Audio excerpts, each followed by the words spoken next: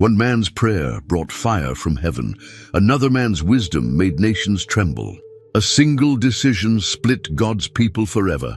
Welcome to Fern Kings, where the fate of Israel hangs by a thread and every choice echoes through eternity. This book isn't just ancient history, it's the DNA of biblical prophecy. Here, Solomon builds the temple that defines worship for 1,000 years. Elijah establishes the prophetic ministry that points to Christ. The kingdom divides, creating the crisis that drives every Old Testament story afterward. Miss 1 Kings, and you'll never understand why Jesus cleansed the temple, why he's called the Son of David, or why the prophets spoke of restoration. From golden calves to burning altars, from palace coups to divine encounters. 1 Kings contains the most explosive moments in biblical history. These aren't just stories, they're the foundation stones of redemption itself. Ready to see how one book holds the key to understanding God's entire plan? Let's dive into 1 Kings like you've never seen it before. King David was dying. The great warrior who had killed Goliath and conquered Jerusalem now lay shivering in his bed, unable to get warm even with thick blankets. His servants brought him a beautiful young woman named Abishag from Shunem to keep him warm. But as chapter 1 verse 4 tells us, the king did not know her. While David grew weaker, his son Adonijah saw his chance. Chapter 1 verse 5 says, Adonijah the son of Haggith exalted himself, saying, I will be king. He was handsome and had never been disciplined by his father. Like his dead brother Absalom before him, Adonijah got chariots and horses and 50 men to run ahead of him through the streets of Jerusalem. Adonijah wasn't acting alone. 2 powerful men joined his cause, Joab, the commander of David's army, and Abiathar the priest. These weren't small allies. Joab had led Israel's forces for decades, and Abiathar was one of only 2 high priests. With their support, Adonijah felt confident enough to make his move. The rebel prince threw a huge feast at En-Rogel, near Jerusalem. He invited all his brothers except Solomon, and all the men of Judah who served the king. Chapter 1 verse 9 records that Adonijah sacrificed sheep and oxen and fattened cattle by the stone of Zoheleth. Everyone knew this wasn't just a party, it was a coronation feast. But some key people weren't invited. Nathan the prophet stayed away, along with Zadok the priest, Benaiah the warrior, and Solomon himself. These men remained loyal to David's original choice for the throne. Nathan the prophet realized the danger immediately. He rushed to Bathsheba, Solomon's mother, with urgent news. Have you not heard that Adonijah has become king, and David our Lord does not know it? He asked in verse 11. Nathan warned her that if Adonijah succeeded, both she and Solomon would be counted as criminals and executed. Together, they devised a plan. Bathsheba would go to David first and remind him of his promise that Solomon would be king. Then Nathan would arrive and confirm her words. The plan worked perfectly. Bathsheba entered David's room and bowed low. She reminded the dying king of his oath. You swore by the Lord your God to your servant, saying, Solomon, your son shall be king after me, and he shall sit on my throne.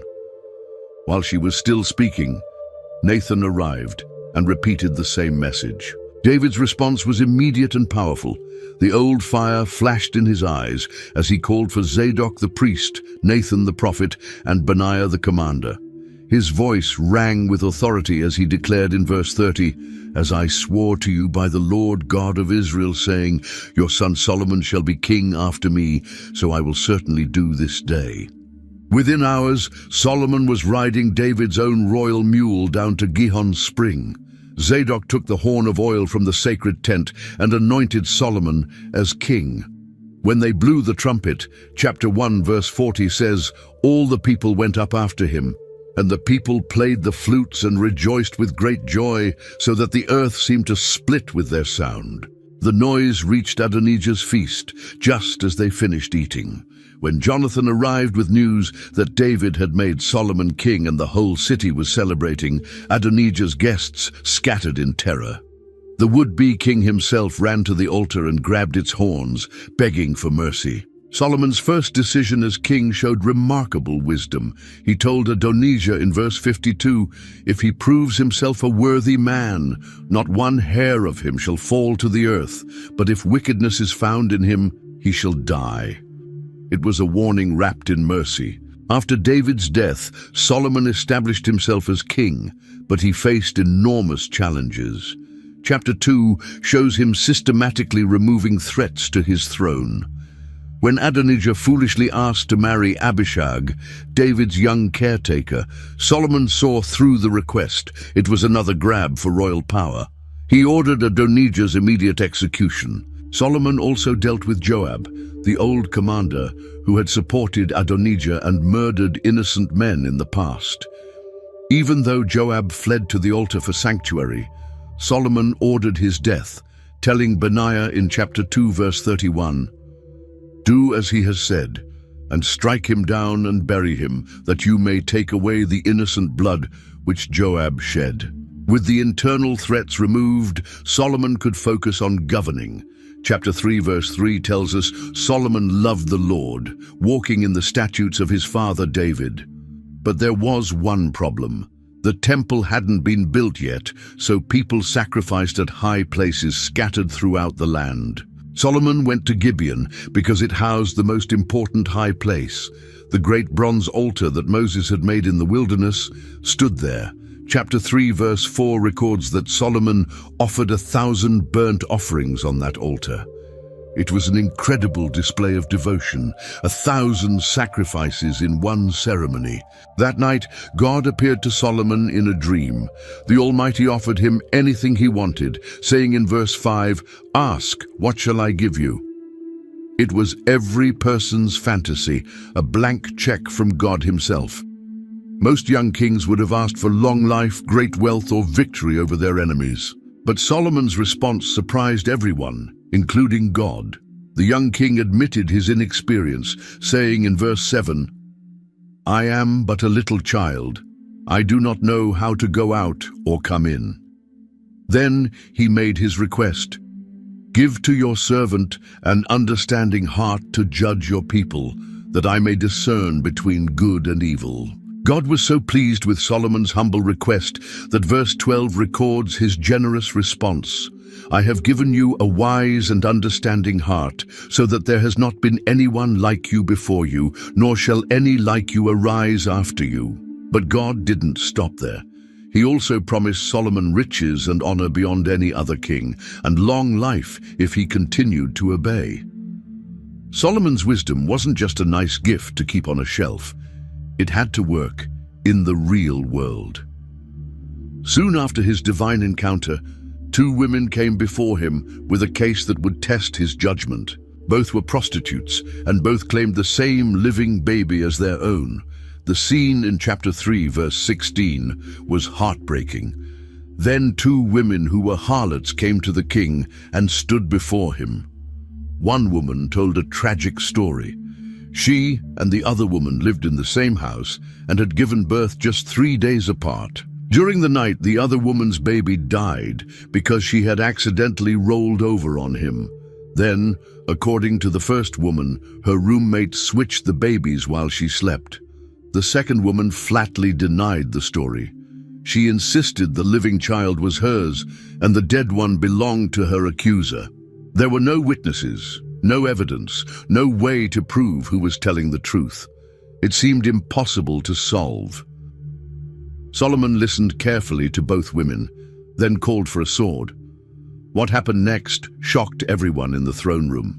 The king declared in verse 25, "Divide the living child in 2, and give half to one and half to the other." It seemed like the wisdom of Solomon had failed catastrophically. But then the true genius of his plan revealed itself. One woman immediately agreed to the division, saying coldly, "Let him be neither mine nor yours, but divide him."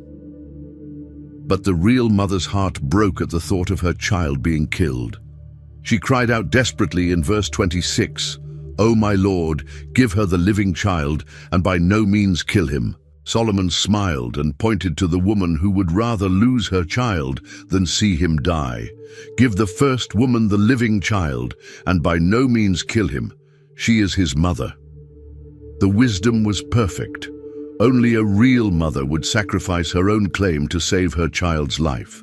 When word of this judgment spread throughout Israel, chapter 3, verse 28 says, "All Israel heard of the judgment which the king had rendered, and they feared the king, for they saw that the wisdom of God was in him to administer justice." Solomon didn't just make wise individual decisions. He completely reorganized Israel's government to run efficiently. Chapter 4 lists his cabinet members, starting with Azariah the son of Zadok as priest. He had secretaries, a recorder, commanders of the army, and governors over different regions. But Solomon's masterstroke was dividing the entire kingdom into 12 administrative districts, each with its own governor. These weren't based on the old tribal boundaries. Solomon redrew the map for maximum efficiency. Each district was responsible for providing food and supplies for the royal household for 1 month out of the year. The system was brilliant in its simplicity. Chapter 4, verse 7 explains, Solomon had 12 governors over all Israel who provided food for the king and his household. Each one made provision for 1 month of the year. No single region was overburdened, and the king's household never lacked anything. The daily requirements were staggering. Verse 22 lists Solomon's daily provision: 30 cors of fine flour, 60 cors of meal, 10 fatted oxen, 20 oxen from the pastures, 100 sheep, besides deer, gazelles, roebucks, and fatted fowl. This wasn't just for Solomon's family. It fed his entire court, guards, servants, and visitors. Solomon's administrative system created unprecedented prosperity. Chapter 4, verse 20 paints an incredible picture. Judah and Israel were as numerous as the sand by the sea in multitude, eating and drinking and rejoicing. The kingdom had never seen anything like it. Solomon's influence stretched far beyond Israel's borders. His kingdom extended from the Euphrates River in the north to the border of Egypt in the south. All the nations in between brought tribute and served Solomon throughout his reign. Verse 25 gives us the famous description of peace. Judah and Israel dwelt safely, each man under his vine and his fig tree, from Dan as far as Beersheba, all the days of Solomon. 4 years into his reign, Solomon was ready to tackle the greatest building project in Israel's history. He reached out to Hiram, king of Tyre, who had been a friend and ally of David. Solomon's message was straightforward and honest, as recorded. In chapter 5, verse 3, "You know how my father David could not build a house for the name of the Lord his God, because of the wars which were fought against him on every side, until the Lord put his foes under the soles of his feet. But now everything had changed." Solomon continued, "But now the Lord my God has given me rest on every side. There is neither adversary nor evil occurrence. And behold, I propose to build a house for the name of the Lord my God." He asked Hiram for cedar trees from Lebanon and promised to pay whatever wages Hiram demanded for his workers. Hiram was delighted with Solomon's request. Chapter 5, verse 7 records his response: "Blessed be the Lord this day, for he has given David a wise son over this great people." The two kings quickly worked out the details of their partnership. The scale of the operation was massive. Hiram would provide cedar and cypress logs from Lebanon's famous forests. In return, Solomon would give him 20,000 cors of wheat and 20 cors of pure oil every year for his household. It was an enormous trade agreement that would last throughout the temple's construction. Solomon also organized a huge workforce within Israel. Chapter 5, verse 13 reveals the numbers.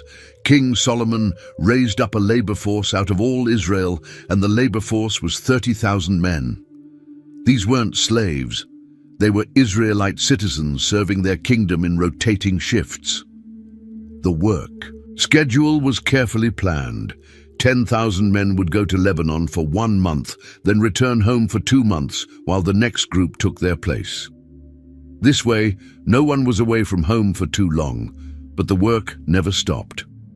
Solomon had additional workers for local tasks. He employed 70,000 men to carry materials and 80,000 to cut stones in the mountains. Over 3,300 supervisors managed the various work crews. Chapter 5, verse 18 tells us that Solomon's builders, Hiram's builders, and the Gebalites quarried them, and they prepared timber and stones to build the temple. Solomon understood that Israel's golden age required more than just internal organization. It needed smart diplomacy with neighboring nations. His most shocking political move was marrying Pharaoh's daughter. Egypt had been Israel's ancient enemy, the land of slavery and oppression. But chapter 3, verse 1 records that Solomon made a treaty with Pharaoh, king of Egypt, and married Pharaoh's daughter. This wasn't a romantic decision. It was brilliant. International politics. The marriage alliance secured Israel's southern border and opened up trade routes that had been closed for generations. Pharaoh even gave Solomon the captured city of Gaza as a wedding gift, after destroying it and killing its Canaanite inhabitants. The alliance with Hiram of Tyre went far beyond a simple business arrangement. These two kings genuinely respected each other and became close friends. Chapter 5, verse 12 emphasizes this: "The Lord gave Solomon wisdom, as he had promised him. And there was peace between Hiram and Solomon, and the two of them made a treaty." Solomon's diplomatic skills created a network of peaceful relationships throughout the region. Trade caravans could travel safely from Egypt to Mesopotamia through Israeli territory. Merchant ships from distant lands brought exotic goods to Israel's ports. The young king had transformed Israel from an isolated hill country into the crossroads of the ancient world. These alliances weren't just profitable. They were essential for the temple project. The cedar of Lebanon was the finest building material available, but Israel had no access to it without Hiram's cooperation. The skilled craftsmen of Tyre possessed techniques that Israelite workers had never learned. Without these international partnerships, the temple could never have been built. Finally, in Solomon's 4th year as king, the moment everyone had been waiting for arrived. Chapter 6, verse 1 marks the historic date with precision, and it came to pass in the 480th year after the children of Israel had come out of the land of Egypt, in the 4th year of Solomon's reign over Israel, in the month of Ziv, which is the 2nd month, that he began to build the house of the Lord. The timing was perfect. It had been exactly 480 years since the Exodus from Egypt, and now God's people were finally building a permanent home for his presence among them. The location was Mount Moriah, the same place where Abraham had nearly sacrificed Isaac and where David had built an altar after the plague. The temple's measurements were precisely specified. Chapter 6, verse 2 gives us the dimensions. The house which King Solomon built for the Lord. Its length was 60 cubits, its width 20, and its height 30 cubits. Every detail mattered because this wasn't just any building, it was God's earthly dwelling place. The construction process was remarkable for its reverence. All the stones were cut and shaped at the quarry, so that verse 7 tells us the house, when it was being built, was built with stone finished at the quarry, so that no hammer or chisel or any iron tool was heard in the house while it was being built. The work site maintained perfect silence out of respect for the sacred purpose. Solomon used only the finest materials. The walls were lined with cedar boards from floor to ceiling, and every surface was carved with intricate designs. Verse 18 describes the interior. The cedar of the house inside was carved with ornamental buds and open flowers. All was cedar. There was no stone to be seen. The most sacred space was the inner sanctuary, called the Most Holy Place. This was a perfect cube, 20 cubits in length, width and height, where the Ark of the Covenant would rest. Solomon overlaid the entire room with pure gold, making it gleam like the throne room of heaven itself. As construction progressed, God spoke directly to Solomon with both promise and warning. Chapter 6, verse 12 records his words, "Concerning this temple which you are building, if you walk in my statutes, execute my judgments, keep all my commandments, and walk in them, then I will perform my word with you, which I spoke to your father, David." The foundation was being laid not just in stone and gold, but in divine covenant. After 7 years of careful work, the temple was nearly finished. But Solomon wasn't done yet. He wanted to add features that would make everyone who saw them gasp in wonder. Chapter 7, verse 13 tells us that King Solomon sent and brought Huram from Tyre. This wasn't just any craftsman. Huram was a master, worker in bronze, the son of a widow from the tribe of Naphtali and a man from Tyre. Huram's first task was creating 2 massive bronze pillars for the temple entrance. Each pillar stood 18 cubits high and 12 cubits around.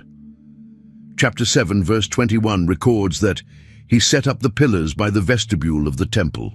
He set up the right pillar and called its name Jachin, and he set up the left pillar and called its name Boaz. These weren't just decorations. Their names meant he establishes, and in him is strength, declaring God's power to everyone who entered.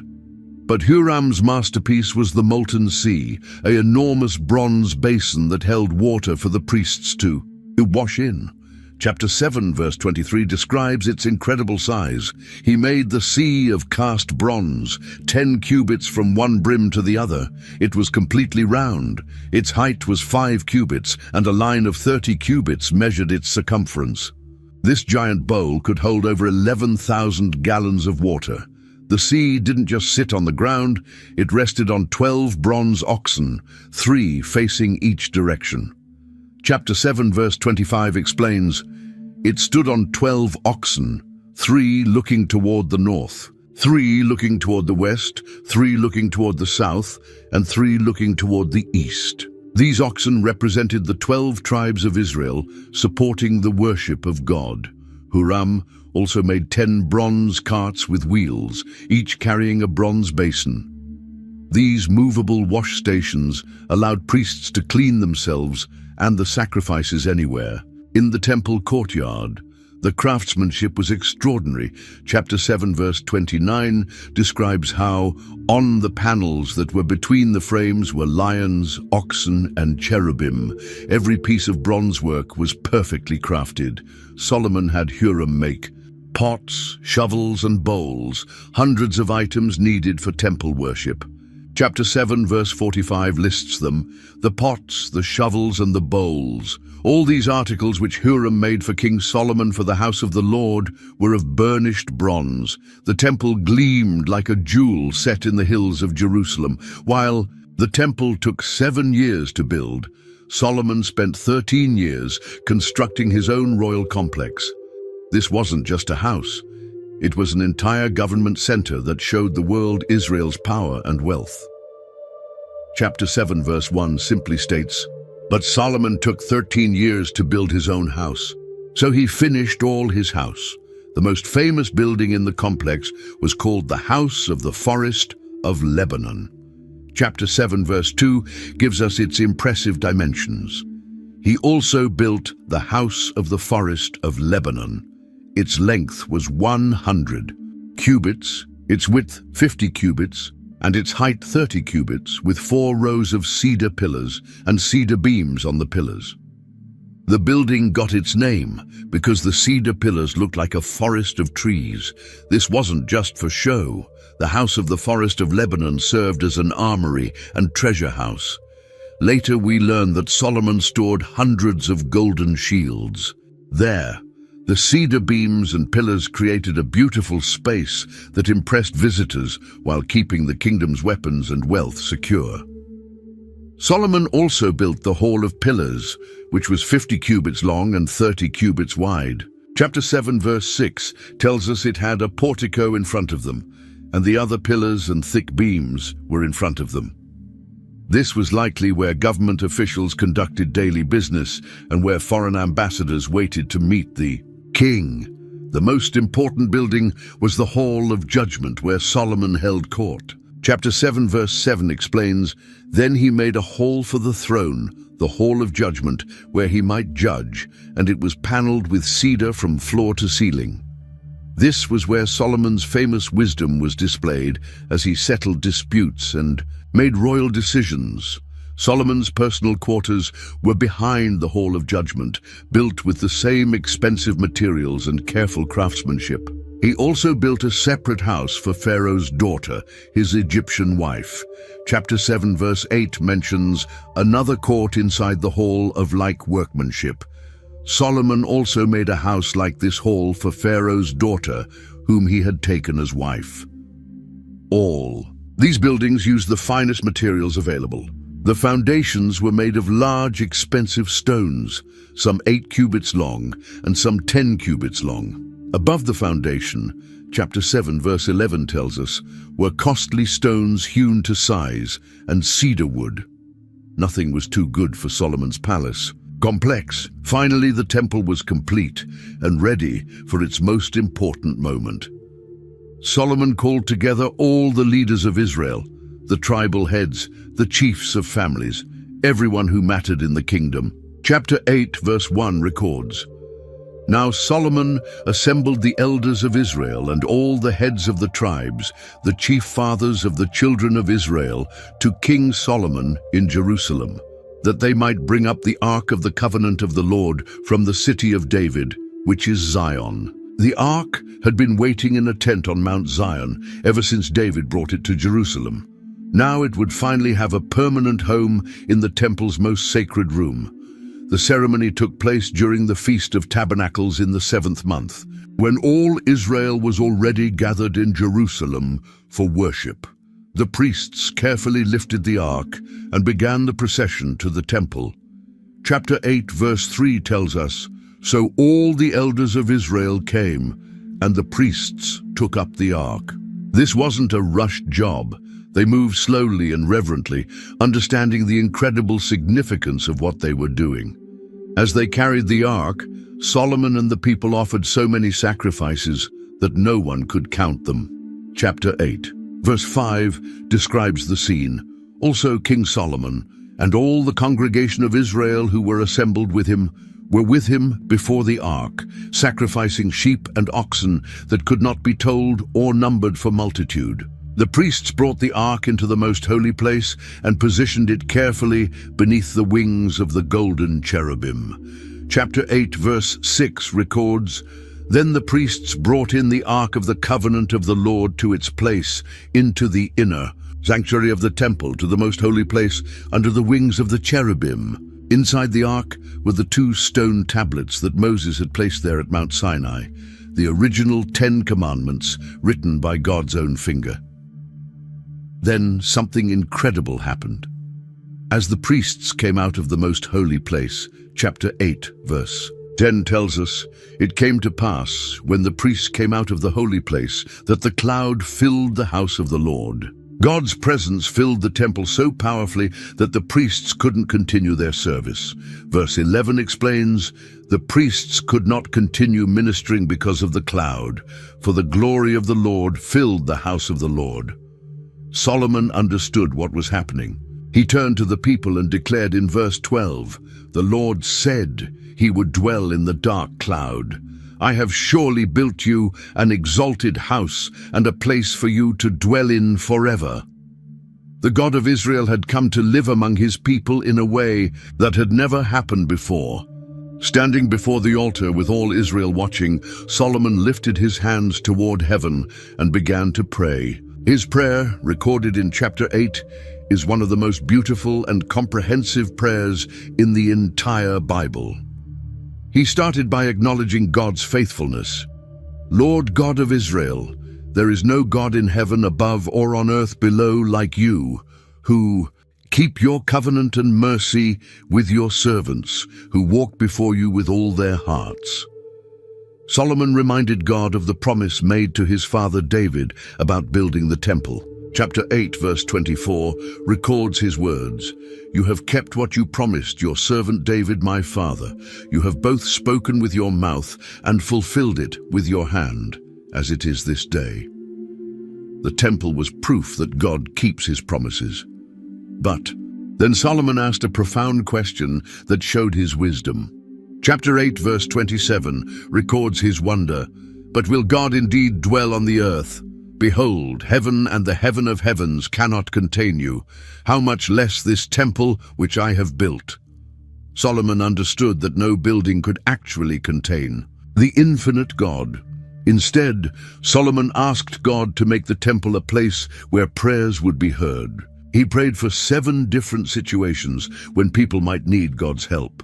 When they swear oaths, when there's no rain, when enemies attack, when foreigners come seeking God, when armies go to war, when people are taken captive, and when they sin. For each situation, Solomon asked God to hear from heaven your dwelling place, and when you hear, forgive. Solomon's prayer reached its climax as he asked God to be especially attentive to this place. Chapter 8, verse 29 contains his request, that your eyes may be open toward this temple night and day, toward the place of which you said, my name shall be there, that you may hear the prayer which your servant makes toward this place. When Solomon finished praying, God answered immediately and dramatically. Chapter 8, verse 54 tells us that when Solomon had finished praying all this prayer and supplication to the Lord, he arose from before the altar of the Lord, from kneeling on his knees with his hands spread up to heaven. Then fire came down from heaven and consumed the burnt offerings, and God's glory filled the temple again. The people saw God's fire and fell on their faces, worshipping and praising the Lord. The dedication celebration lasted 14 days. 7 days for the temple dedication and 7 days for the Feast of Tabernacles. Chapter 8, verse 66 describes how it ended. On the 8th day he sent the people away, and they blessed the king, and went to their tents joyful and glad of heart for all the good that the Lord had done for his servant David, and for Israel his people. Solomon's wisdom and wealth had become legendary throughout the known world. Stories of his incredible judgment and vast riches traveled along trade routes from Egypt to Mesopotamia. But one ruler decided she had to see for herself if the reports were true. Chapter 10, verse 1 introduces her. Now when the Queen of Sheba heard of the fame of Solomon concerning the name of the Lord, she came to test him with hard questions. Sheba was likely in southern Arabia, over 1,000 miles from Jerusalem. For a queen to make such a dangerous journey with a large caravan showed how much Solomon's reputation had spread. She brought gifts worthy of her royal status. Chapter 10, verse 2 tells us she came with a very great retinue, with camels that bore spices, very much gold, and precious stones. The queen didn't come just to exchange pleasantries. She had prepared difficult questions to test whether Solomon's wisdom was real or just clever stories. Chapter 10, verse 3 records the result. So Solomon answered all her questions. There was nothing so difficult for the king that he could not explain it to her. Nothing she asked could stump him, but the queen's amazement went beyond Solomon's answers. She toured his palace, saw his government in action, watched his officials at work, and observed the temple worship. Chapter 10, verse 4 describes her reaction. And when the Queen of Sheba had seen all the wisdom of Solomon, the house that he had built, the food on his table, the seating of his servants, the service of his waiters and their apparel, his cupbearers, and his entryway by which he went up to the house of the Lord, there was no more spirit in her. The queen was literally breathless. Everything she saw exceeded the stories she had heard. Chapter 10, verse 6 records her confession.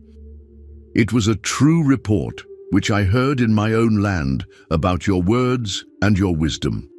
However, I did not believe. The words, until I came and saw with my own eyes, and indeed the half was not told me. Your wisdom and prosperity exceed the fame of which I heard. She praised Solomon's people and his God, saying in verse 9, Blessed be the Lord your God, who delighted in you, setting you on the throne of Israel.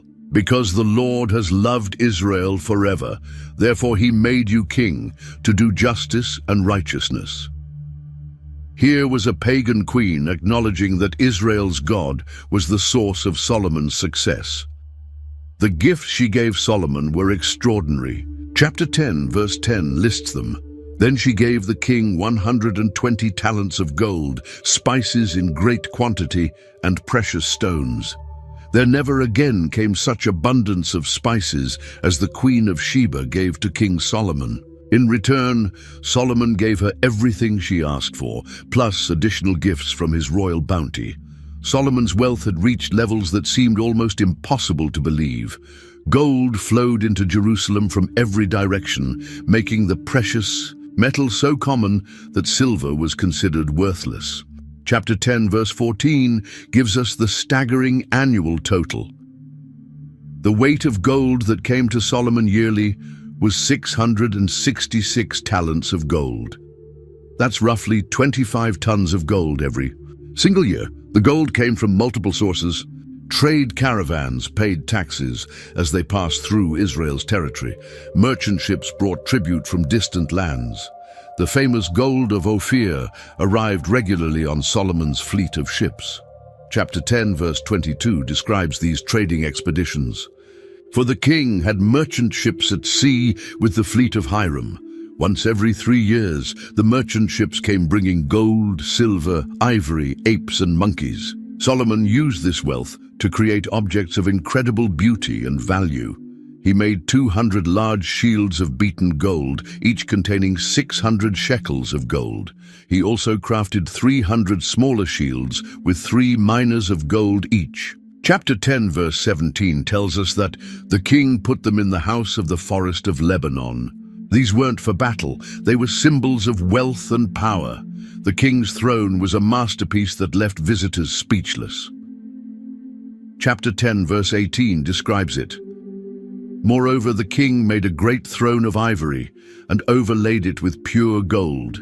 The throne had 6 steps leading up to it, with lions standing on each step.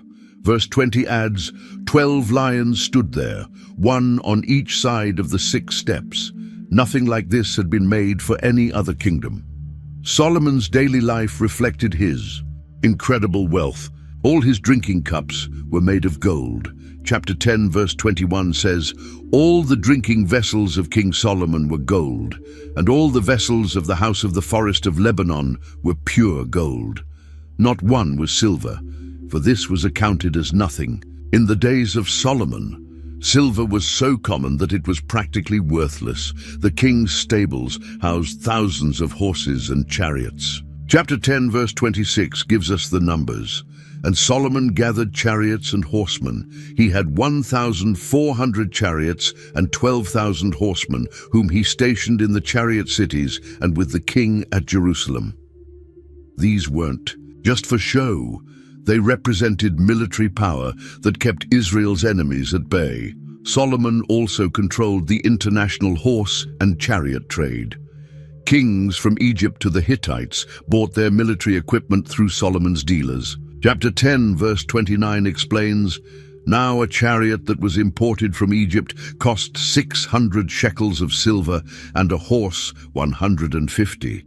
And thus, through their agents, they exported them to all the kings of the Hittites and the kings of Syria. At the height of his power and wealth, Solomon made decisions that would destroy everything he had built. His love for foreign women became an obsession that led him away from the God who had given him everything. Chapter 11, verse 1 reveals the scope of the problem. But King Solomon loved many foreign women, as well as the daughter of Pharaoh, women of the Moabites, Ammonites, Edomites, Sidonians, and Hittites. These weren't just random relationships. They were political marriages designed to cement alliances with surrounding nations. but God had specifically warned Israel about such marriages. Chapter 11 verse 2 reminds us, "From the nations of whom the Lord had said to the children of Israel, you shall not intermarry with them, nor they with you. Surely they will turn away your hearts after their gods." Solomon knew the danger but chose to ignore it. The numbers were staggering. Chapter 11 verse 3 gives us the shocking total, "And he had 700 wives, princesses, and 300 concubines, and his wives turned away his heart. 1,000 women from pagan nations, each bringing her own gods and religious practices, into Solomon's household." At first, Solomon probably thought he could handle it. He was the wisest man who ever lived. Surely he could marry foreign women without being influenced by their religions. But chapter 11 verse 4 reveals the tragic truth. "For it was so, when Solomon was old, that his wives turned away his heart after other gods, and his heart was not loyal to the Lord his God, as was the heart of his father David." The corruption was gradual but devastating. Solomon began building high places for his wives' gods right outside Jerusalem. Chapter 11 verse 7 records his shocking betrayal. "Then Solomon built a high place for Chemosh, the abomination of Moab, on the hill that is east of Jerusalem, and for Moloch, the abomination of the people of Ammon." These weren't just shrines. They were active worship centers where terrible rituals took place. Chemosh demanded child sacrifice from the Moabites. Moloch was even worse. Children were burned alive in his bronze arms, while drums drowned out their screams. The same Solomon who had built God's temple was now providing places for his wives to sacrifice children to demon gods. Chapter 11 verse 8 shows how far Solomon had fallen, "And he did likewise for all his foreign wives, who burned incense and sacrificed to their gods." The man whom God had appeared to twice, who had prayed the greatest dedication prayer in history, was now enabling pagan worship in the Holy Land. God's patience with Solomon finally reached its limit. The Lord appeared to Solomon for the third time, but this visit brought judgment instead of blessing. Chapter 11 verse 9 explains God's anger. "So the Lord became angry with Solomon, because his heart had turned from the Lord God of Israel, who had appeared to him twice. Despite all God's blessings and warnings, Solomon had chosen other gods. God's judgment was swift and terrible." Chapter 11 verse 11 records his sentence. "Therefore the Lord said to Solomon, because you have done this, and have not kept my covenant and my statutes, which I have commanded you, I will surely tear the kingdom away from you, and give it to your servant." The united kingdom that David had built and Solomon had glorified would be ripped apart. But God's mercy tempered his justice. Because of his love for David, the punishment would be delayed. Chapter 11 verse 12 explains, "Nevertheless, I will not do it in your days, for the sake of your father David. I will tear it out of the hand of your son." Solomon would die as king of a united Israel, but his son would lose most of the kingdom. God also promised to preserve a remnant for David's sake. Verse 13 records his commitment. "However, I will not tear away the whole kingdom. I will give one tribe to your son for the sake of my servant David and for the sake of Jerusalem which I have chosen." The line of David would continue, but barely. The judgment began immediately through Solomon's enemies. God stirred up Hadad the Edomite, who had escaped to Egypt as a child when David conquered Edom. Chapter 11 verse 14 introduces him. "Now the Lord raised up an adversary against Solomon, Hadad the Edomite. He was a descendant of the king in Edom." Hadad had grown up in Pharaoh's court, married into the royal family, and now returned to cause trouble for Solomon. Another enemy was Rezon, who had fled from his master and became the leader of a band of raiders. Chapter 11 verse 23 tells us, "And God raised up another adversary against him, Rezon the son of Eliada, who had fled from his master, Hadad-ezer king of Zobah."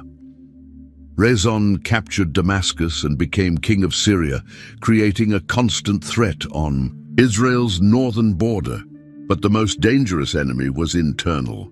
Jeroboam was one of Solomon's own officials, a capable man from the tribe of Ephraim. Chapter 11, verse 28 describes his rise. The man Jeroboam was a valiant warrior, and when Solomon saw that the young man was industrious, he made him the officer over all the labor force of the house of Joseph. One day, as Jeroboam was leaving Jerusalem, he met the prophet Ahijah on the road. The prophet was wearing a new cloak, and in a dramatic gesture, he tore it into 12 pieces. Chapter 11, verse 30 describes the scene. Then Ahijah took hold of the new garment that was on him and tore it into 12 pieces. Ahijah gave 10 pieces to Jeroboam and delivered a shocking prophecy. Chapter 11, verse 31 records God's message. Take for yourself 10 pieces, for thus says the Lord, the God of Israel, Behold, I will tear the kingdom out of the hand of Solomon and will give 10 tribes to you. Jeroboam would become king of the northern tribes when Solomon died. When Solomon heard about Ahijah's prophecy, he tried to kill Jeroboam. But chapter 11 verse 40 tells us, Solomon therefore sought to kill Jeroboam. But Jeroboam arose and fled to Egypt, to Shishak, king of Egypt, and was in Egypt until the death of Solomon. The future king of northern Israel waited in exile while Solomon's kingdom crumbled from within. When Solomon died, his son Rehoboam should have inherited the most powerful kingdom in the ancient world. Instead, he was about to make the worst decision in Israel's history. All Israel gathered at Shechem to make him king, but they had concerns about his father's harsh policies. Chapter 12, verse 3 tells us that they sent and called him. The people wanted to talk before crowning their new king. Jeroboam returned from Egypt when he heard about Solomon's death. He joined the northern tribes as their spokesman when they approached Rehoboam. Their request was simple and reasonable. Chapter 12, verse 4 records their words. Your father made our yoke heavy. Now, therefore, lighten the burdensome service of your father and his heavy yoke which he put on us, and we will serve you. Solomon's building projects had required enormous amounts of forced labor. The temple, his palace complex, and all his other construction had taken decades and cost the people dearly in taxes and work crews. Now they were asking for relief, lower taxes, shorter work periods, less government control over their lives. Rehoboam asked for 3 days to consider their request. He first went to the old advisors who had served his father. These experienced men gave him wise counsel in chapter 12, verse 7. If you will be a servant to these people today and serve them and answer them and speak good words to them, then they will be your servants forever. The formula was simple: serve the people and they will serve you. But Rehoboam didn't like this advice. He rejected the wisdom of the elders and instead asked his young friends what they thought. These men had grown up with Rehoboam in the palace, surrounded by luxury and power. They had never worked in the fields or carried stones for Solomon's buildings. The young advisors gave terrible counsel. Chapter 12, verse 10 records their arrogant response. Thus you should speak to this people who have spoken to you, saying, Your father made our yoke heavy, but you make it lighter on us. Thus you shall say to them, My little finger shall be thicker than my father's waist. They advised Rehoboam to threaten even harsher treatment. When the 3 days ended, all Israel returned to hear Rehoboam's decision. The young king stood before his people and delivered words that would split the nation forever. Chapter 12, verse 14 records his foolish threat. My father made your yoke heavy, but I will add to your yoke. My father chastised you with whips, but I will chastise you with scourges. The people's reaction was immediate and explosive. Chapter 12, verse 16 captures their angry response. So when all Israel saw that the king did not listen to them, the people answered the king, saying, "What share have we in David? We have no inheritance in the son of Jesse. To your tents, O Israel. Now see to your own house, O David." The northern tribes rejected Rehoboam as their king and went home. Rehoboam tried to maintain control by sending Adoram, who was in charge of forced labor, to deal with the rebels. But the people's anger had reached the boiling point. Chapter 12, verse 18 tells us, "Then King Rehoboam sent Adoram, who was in charge of the revenue, but all Israel stoned him with stones, and he died." When Rehoboam saw this, he quickly got in his chariot and fled to Jerusalem. With Rehoboam's authority rejected, the northern tribes needed a new king. They chose Jeroboam, the man who had fled to Egypt to escape Solomon's anger. Chapter 12, verse 20 records his coronation. "So it came to pass, when all Israel heard that Jeroboam had come back, they sent for him and called him to the congregation, and made him king over all Israel. Only the tribe of Judah remained loyal to David's house. Jeroboam now ruled 10 tribes, but he had a serious problem. Jerusalem, with its magnificent temple, was in Rehoboam's territory. If his people continued going there for the required festivals, their hearts might turn back to the house of David. Chapter 12, verse 26 reveals his worry. "And Jeroboam said in his heart, 'Now the kingdom may return to the house of David.'" His thinking made political sense, but it led to spiritual disaster. Chapter 12, verse 27 shows his reasoning. "If these people go up to offer sacrifices in the house of the Lord at Jerusalem, then the heart of this people will turn back to their Lord, Rehoboam, king of Judah, and they will kill me and go back to Rehoboam, king of Judah." So Jeroboam made 2 golden calves and set them up as alternative worship centers. He placed one in Bethel in the south and another in Dan in the north. Chapter 12, verse 28 records his announcement to the people, "It is too much for you to go up to Jerusalem. Here are your gods, O Israel, which brought you up from the land of Egypt." This was a catastrophic decision that violated the first and second commandments. Jeroboam wasn't trying to replace God. He claimed these calves represented the Lord who had brought Israel out of Egypt.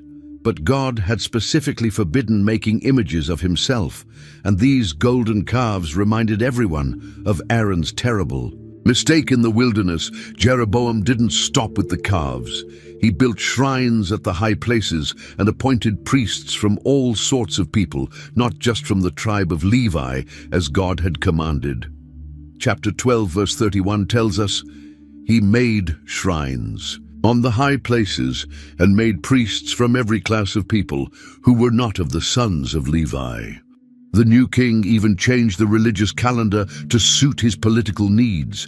Instead of celebrating the Feast of Tabernacles in the 7th month as God commanded, Jeroboam moved it to the 8th month. Chapter 12, verse 32 explains, "Jeroboam ordained a feast on the 15th day of the 8th month, like the feast that was in Judah, and offered sacrifices on the altar." He wanted to prevent his people from going to Jerusalem during the real festival. On the day of his new festival, Jeroboam personally went to Bethel to offer sacrifices on the altar he had made. Chapter 12, verse 33 describes the scene. "So he made offerings on the altar which he had made at Bethel on the 15th day of the 8th month, in the month which he had devised in his own heart." Everything about this new religion was invented by Jeroboam to serve his political purposes. While Jeroboam was offering incense at his false altar in Bethel, God sent a prophet from Judah to confront him. This unnamed man of God didn't sneak into the city or wait for a private audience. He boldly interrupted the king's ceremony with a shocking prophecy. Chapter 13, verse 1 sets the dramatic scene. "And behold, a man of God went from Judah to Bethel by the word of the Lord, and Jeroboam stood by the altar to burn incense." The prophet's message was specific and startling. He spoke directly to the altar, not to the king, declaring God's judgment in chapter 13, verse 2. "O altar, altar, thus says the Lord, behold, a child, Josiah by name, shall be born to the house of David, and on you he shall sacrifice the priests of the high places who burn incense on you, and men's bones shall be burned on you." This prophecy wouldn't be fulfilled for over 300 years, but it showed that God's judgment was certain. To prove his message was from God, the prophet gave an immediate sign. Chapter 13, verse 3 records his prediction. "And he gave a sign the same day, saying, This is the sign which the Lord has spoken. Surely the altar shall split apart, and the ashes on it shall be poured out." God would demonstrate his power right then and there. Jeroboam was furious at this interruption of his ceremony. He pointed at the prophet and shouted for his guards to arrest him. But chapter 13, verse 4 tells us what happened next. "So it came to pass, when King Jeroboam heard the saying of the man of God, who cried out against the altar in Bethel, that he stretched out his hand from the altar, saying, Arrest him. Then his hand, which he stretched out toward him, withered, so that he could not pull it back to himself. At the same moment, the altar split apart exactly as the prophet had predicted." Chapter 13, verse 5 describes the scene. The altar also was split apart, and the ashes poured out from the altar, according to the sign which the man of God had given by the word of the Lord. Everyone watching knew they had witnessed divine power. Suddenly humble and terrified, Jeroboam begged the prophet to pray for him. Chapter 13, verse 6 records his desperate plea. "Then the king answered and said to the man of God, Please entreat the favor of the Lord your God, and pray for me, that my hand may be restored to me." The man of God prayed, and immediately the king's hand was healed and became normal again. Grateful for his healing, Jeroboam invited the prophet to his house for food and a reward. But the man of God had strict instructions from the Lord. Chapter 13, verse 9 explains his orders. "For so it was commanded me by the word of the Lord, saying, You shall not eat bread, nor drink water, nor return by the same way you came." He was to deliver his message and leave immediately without accepting any hospitality. The prophet obeyed and left Bethel by a different road. But his story wasn't over. An old prophet who lived in Bethel heard about what had happened and decided to pursue the man of God. He found him resting under an oak tree and invited him back for a meal. When the man of God explained that he couldn't eat or drink in this place, the old prophet lied to him. Chapter 13, verse 18 records his deception. He said to him, "I too am a prophet as you are, and an angel spoke to me by the word of the Lord, saying, Bring him back with you to your house, that he may eat bread and drink water." He was lying to him. Tragically, the man of God believed the lie and returned to eat with the old prophet. While they were sitting at the table, God spoke through the old prophet with a terrible judgment. Chapter 13, verse 21 records the prophecy. "And he cried out to the man of God who came from Judah, saying, Thus says the Lord, because you have disobeyed the word of the Lord, and have not kept the commandment which the Lord your God commanded you, your corpse shall not come to the tomb of your fathers." After the meal, the man of God left to return home, but on the way, a lion killed him. Chapter 13, verse 24 describes his death. When he was gone, a lion met him on the road and killed him, and his corpse was thrown on the road, and the donkey stood by it. The lion also stood by the corpse. Strangely, the lion didn't eat the body or attack the donkey. It just stood guard over the dead prophet. Even after witnessing God's power at Bethel, Jeroboam didn't change his ways. Chapter 13, verse 33 tells us, "After this event, Jeroboam did not turn from his evil way, but again, he made priests from every class of people for the high places. Whoever wished, he consecrated him, and he became one of the priests of the high places. The king continued his false religion, despite clear warnings from God. But God wasn't finished with Jeroboam. The judgment came through a family crisis that would test the king's faith.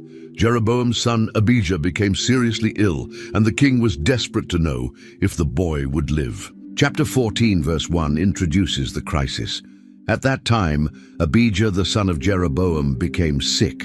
Jeroboam knew he needed to consult a true prophet, not one of his appointed priests. He thought of Ahijah, the old prophet who had first told him he would become king. But there was a problem. Ahijah would recognize Jeroboam and might refuse to give him an answer because of his sins.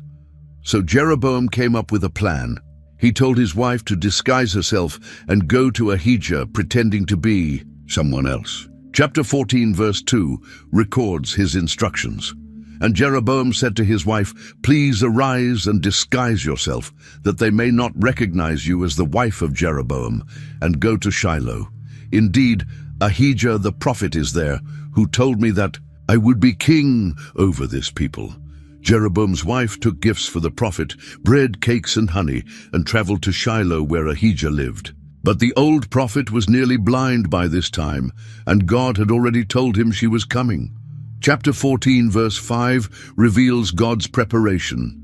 Now the Lord had said to Ahijah, "Here is the wife of Jeroboam coming to ask you something about her son, for he is sick.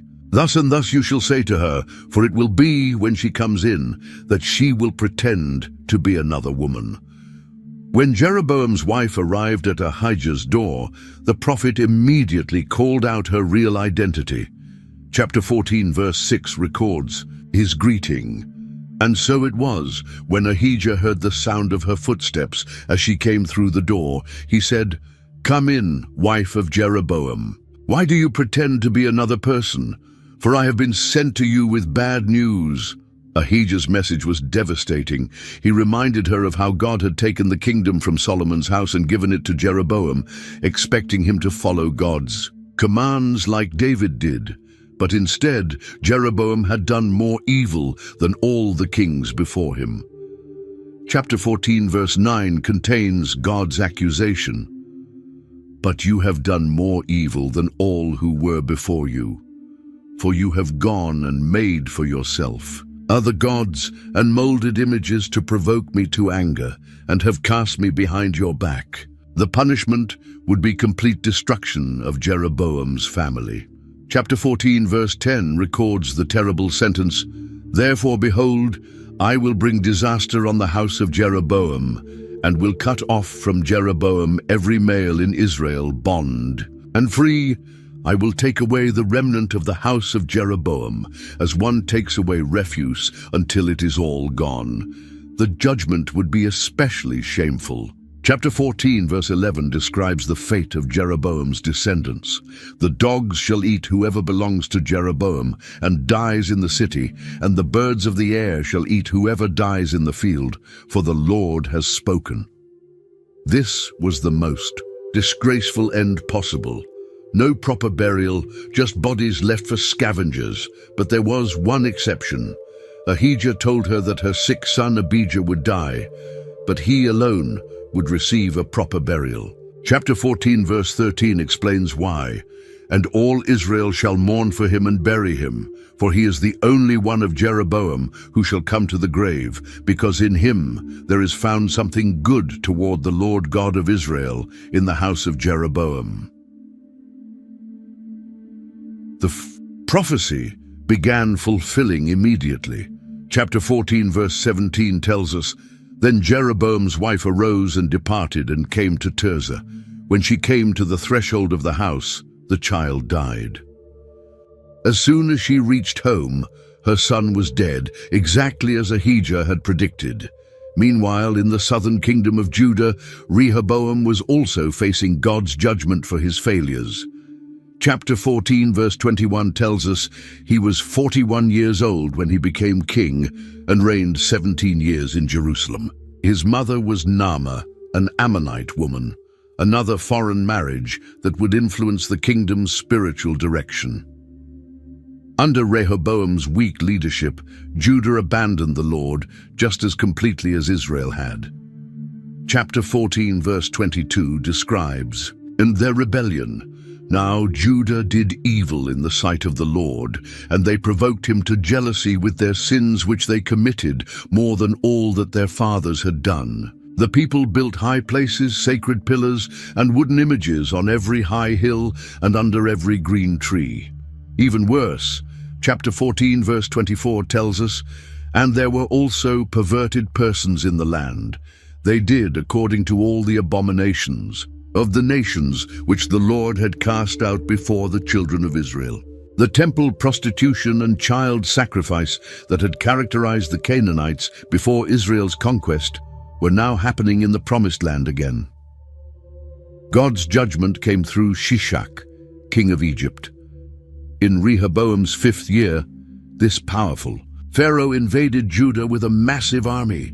Chapter 14, verse 25, records the attack. It happened in the 5th year of King Rehoboam that Shishak, king of Egypt, came up against Jerusalem. The same Egypt that had once enslaved Israel was now conquering the Promised Land. Shishak's army was enormous and included troops from multiple African nations. Chapter 14, verse 26 describes the devastating loss. "And he took away the treasures of the house of the Lord and the treasures of the king's house. He took away everything.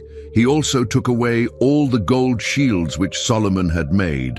All the wealth that Solomon had accumulated over decades was carried off to Egypt in a single campaign. The humiliation was complete. Instead of golden shields, Rehoboam had to make bronze ones for his guards. Chapter 14, verse 27 tells us, "Then King Rehoboam made bronze shields in their place, and committed them to the hands of the captains of the guard who guarded the doorway of the king's house." The glory of Solomon's reign was reduced to cheap imitations. When Rehoboam died, his son Abijah became king of Judah. Abijah ruled only 3 years, but he achieved one remarkable military victory against the northern kingdom. Jeroboam came against Judah with 800,000 warriors, while Abijah had only 400,000. Chapter 13 verse 3 gives us these staggering numbers.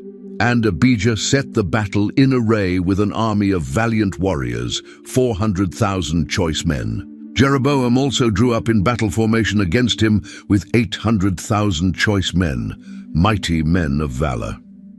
Before the battle, Abijah stood on Mount Zemaraim and delivered a powerful speech to Jeroboam's army. He reminded them that God had given the kingdom to David's line forever, and that Jeroboam's rebellion was against God's plan. Chapter 13, verse 8 contains his challenge. "And now you think to withstand the kingdom of the Lord, which is in the hand of the sons of David. And you are a great multitude, and with you are the gold calves, which Jeroboam made for you as gods." While Abijah was speaking, Jeroboam sent troops to attack from behind. When Judah realized they were surrounded, they cried out to the Lord for help. Chapter 13, verse 15 records the turning point. "Then the men of Judah gave a shout, and as the men of Judah shouted, it happened that God struck Jeroboam and all Israel before Abijah and Judah. God fought for Judah and gave them an incredible victory." The defeat was devastating for Israel. Chapter 13, verse 17 tells us, "Then Abijah and his people struck them with a great slaughter. So 500,000 choice men of Israel fell slain." Half of Jeroboam's army was destroyed in one battle. Jeroboam never recovered his strength after this defeat and died shortly afterward. When Abijah died, his son Asa became king of Judah and began one of the most important reform movements in the kingdom's history. Chapter 15, verse 11, immediately establishes his character. Asa did what was right in the eyes of the Lord, as did his father David. Unlike his father and grandfather, Asa was committed to following God's commands. Asa's reforms were thorough and courageous. He removed all the pagan shrines and idols that had polluted Judah during previous reigns. Chapter 15, verse 12 describes his actions, "And he banished the perverted persons from the land, and removed all the idols that his fathers had made. The temple prostitutes and fertility gods that had corrupted Israel's worship were eliminated, The king's reforms even extended to his own family. His grandmother Maachah had been queen mother, but she had made an obscene image for the goddess, Asherah. Chapter 15 verse 13 tells us about Asa's difficult decision. Also, he removed Maachah, his grandmother, from being queen mother because she had made an obscene image of Asherah. And Asa cut down her obscene image and burned it by the brook Kidron. Asa's heart was completely committed to the Lord, though he didn't remove all the high places. Chapter 15 verse 14 gives us this evaluation. But the high places were not removed. Nevertheless, Asa's heart was loyal to the Lord all his days. Some local worship sites remained, but the king's personal devotion never wavered. The spiritual renewal brought material blessings as well. Asa brought the silver and gold articles that he and his father had dedicated into the temple, restoring some of the wealth that Shishak had taken. Chapter 15 verse 15 records his generosity. He also brought into the house of the Lord the things which his father had dedicated, and the things which he himself had dedicated, silver and gold and utensils. Asa's reign was marked by peace for many years, but eventually he faced a military crisis. Baasha, king of Israel, came up against Judah and built the city of Ramah to control access to Jerusalem. Chapter 15 verse 17 describes the threat. Now, Baasha, king of Israel, came up against Judah and built Ramah, that he might let none go out or come in to Asa, king of Judah. Instead of trusting God as he had in spiritual matters, Asa made a political alliance with Ben-Hadad of Syria. He took silver and gold from the temple and his palace and sent it to Damascus with a message. Chapter 15 verse 19 records his request. Let there be a treaty between you and me, as there was between my father and your father. See, I have sent you a present of silver and gold. Come and break your treaty with Baasha, king of Israel, so that he will withdraw from me. The strategy worked perfectly from a human perspective. Ben-Hadad attacked Israel's northern cities, forcing Baasha to abandon his fortification of Ramah and return home to defend his own territory. Chapter 15 verse 20 tells us, So Ben-Hadad heeded King Asa and sent the captains of his armies against the cities of Israel. He attacked Ijon, Dan, Abel Beth-Maachah, and all Chinneroth, with all the land of Naphtali. When Baasha withdrew, Asa mobilized all of Judah to dismantle the fortifications at Ramah. Chapter 15 verse 22 describes the massive project. Then King Asa made a proclamation throughout all Judah. None was exempted, and they took away the stones and timber of Ramah, which Baasha had built, and with them King Asa built Geba of Benjamin and Mizpah. Asa used Baasha's own materials to strengthen Judah's defenses. Asa reigned for 41 years, making him one of Judah's longest-serving kings. Chapter 15 verse 23 summarizes his accomplishments. The rest of all the acts of Asa, all his might, all that he did, and the cities which he built, are they not written in the book of the Chronicles of the Kings of Judah?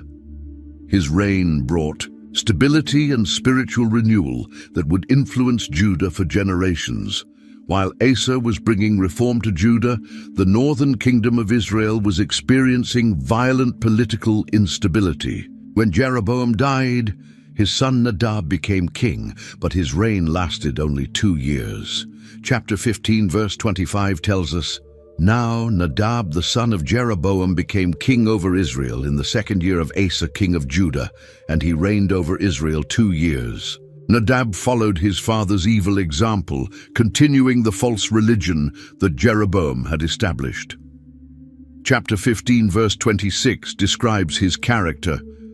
And he did evil in the sight of the Lord, and walked in the way of his father, and in his sin, by which he had made Israel sin. The golden calves at Dan and Bethel remained, and the corrupt priesthood continued operating. Nadab's reign ended suddenly and violently, while he was besieging the Philistine city of Gibbethon with the Israeli army. One of his own commanders struck him down. Chapter 15, verse 27 records the assassination.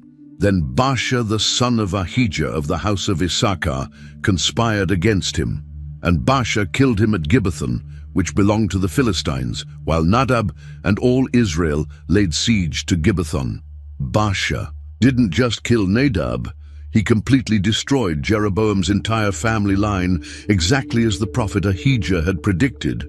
Chapter 15, verse 29 tells us, "And it was so, when he became king, that he killed all the house of Jeroboam. He did not leave to Jeroboam anyone that breathed, until he had destroyed him, according to the word of the Lord which he had spoken by his servant Ahijah the Shilonite.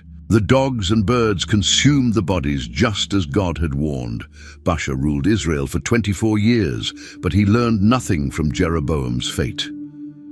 Chapter 15, verse 34 describes his character. "He did evil in the sight of the Lord, and walked in the way of Jeroboam, and in his sin, by which he had made Israel sin."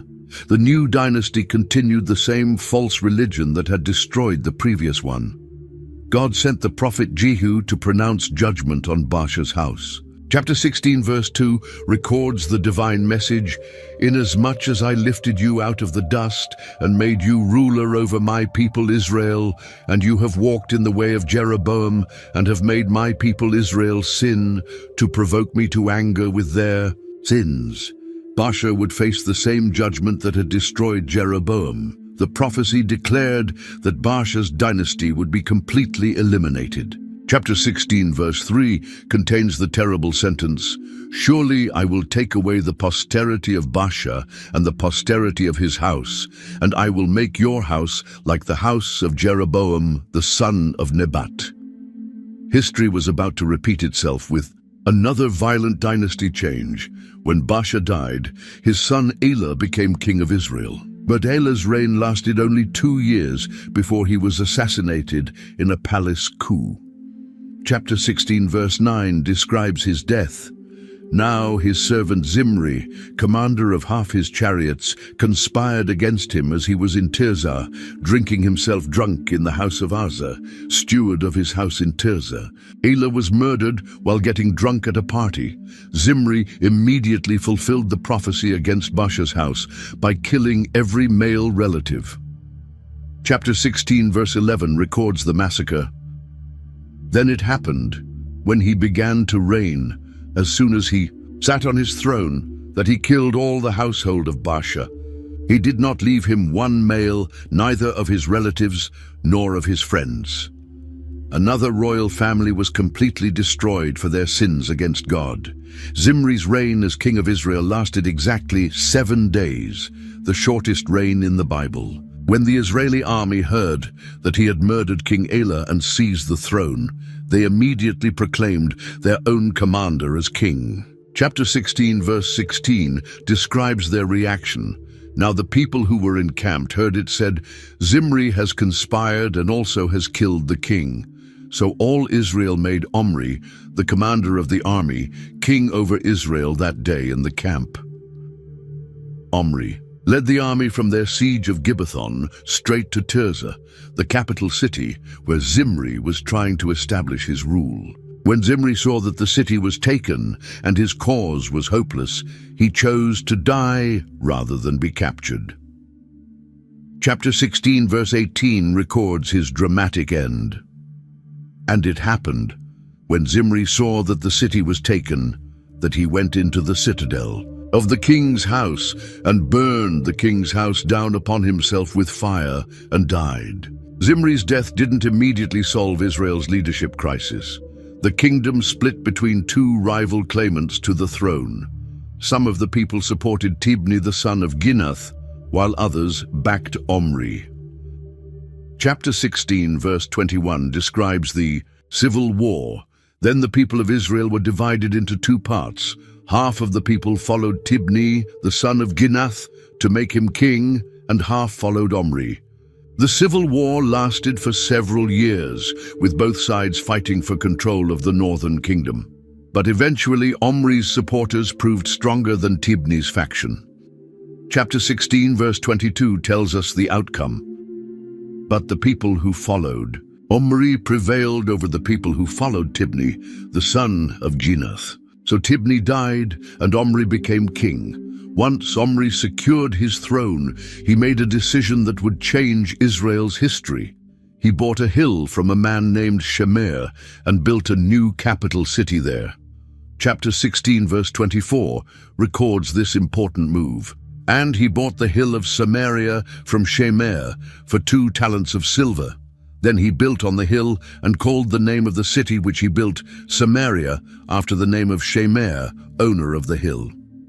Samaria would remain Israel's capital for the rest of the northern kingdom's existence. Its location was perfect, situated on a hill that could be easily defended, with good access to trade routes, but isolated enough to resist siege warfare. Omri had chosen well from a military and political perspective, but spiritually, Omri was a disaster. Chapter 16, verse 25 gives us God's evaluation of his reign. Omri did evil in the eyes of the Lord and did worse than all who were before him. Despite his political and military success, Omri continued and even expanded the false religion that had plagued Israel since Jeroboam's time. Omri ruled Israel for 12 years and established a dynasty that would include some of the most wicked kings in biblical history. When he died, his son Ahab became king and would prove to be even more evil than his father. Chapter 16, verse 28, records the transition. So Omri rested with his fathers and was buried in Samaria. Then Ahab, his son, reigned in his place. The stage was now set for the next great confrontation in Israel's history.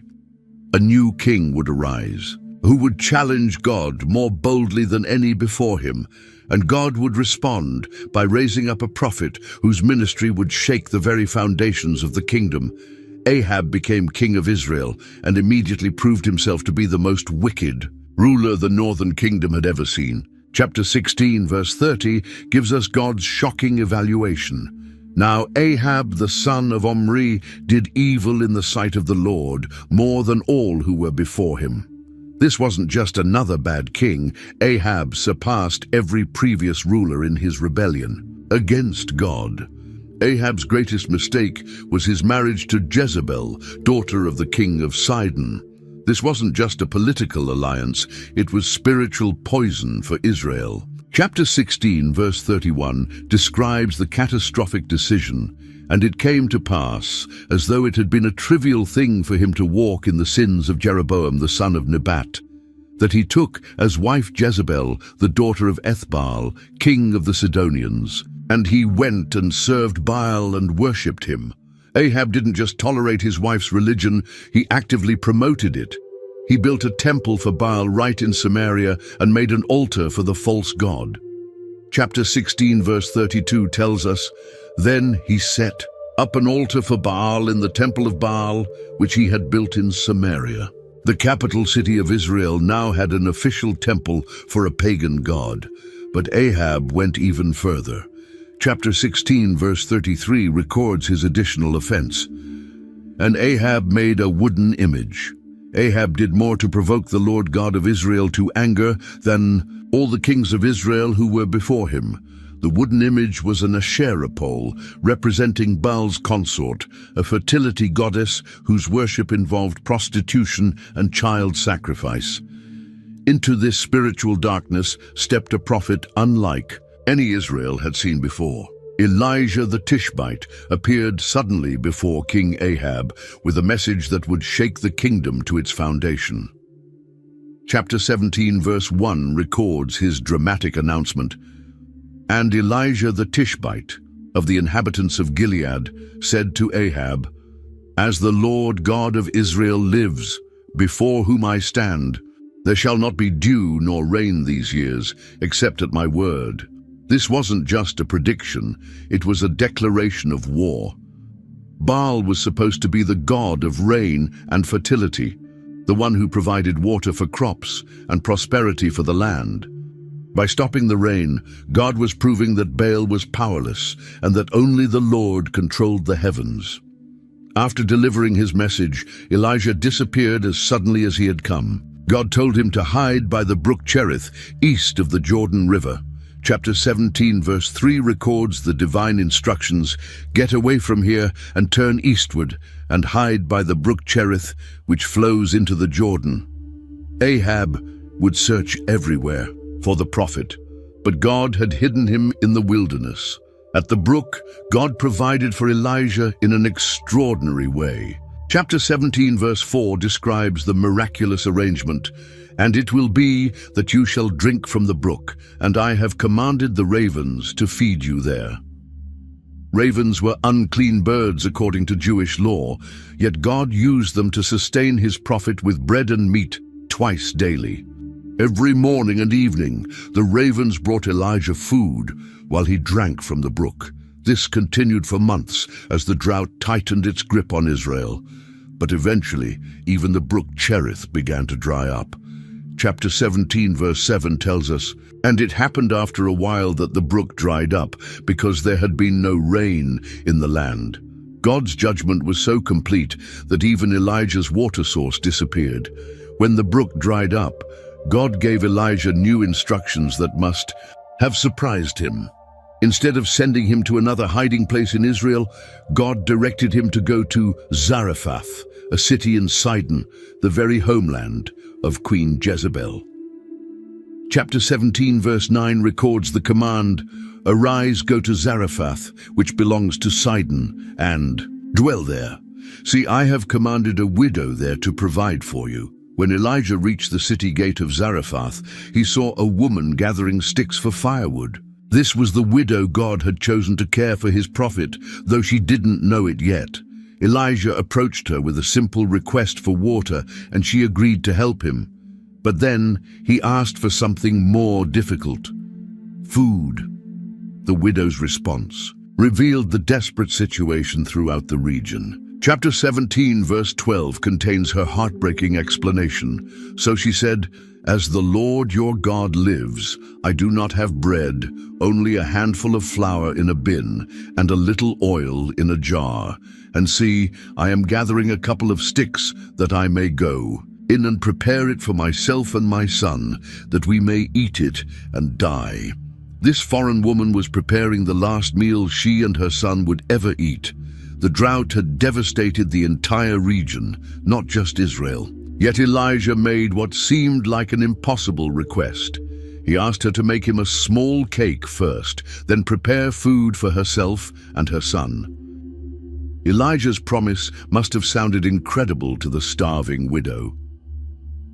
Chapter 17 verse 14 records his guarantee, "For thus says the Lord God of Israel, the bin of flour shall not be used up, nor shall the jar of oil run dry, until the day the Lord sends rain on the earth." Her meager supplies would last until the drought ended. The widow chose to believe God's prophet despite the impossibility of his promise. Chapter 17 verse 15 tells us, "So she went away and did according to the word of Elijah, and she and he and her household ate for many days." Every day there was just enough flour and oil for their needs. Never more, never less, but always sufficient.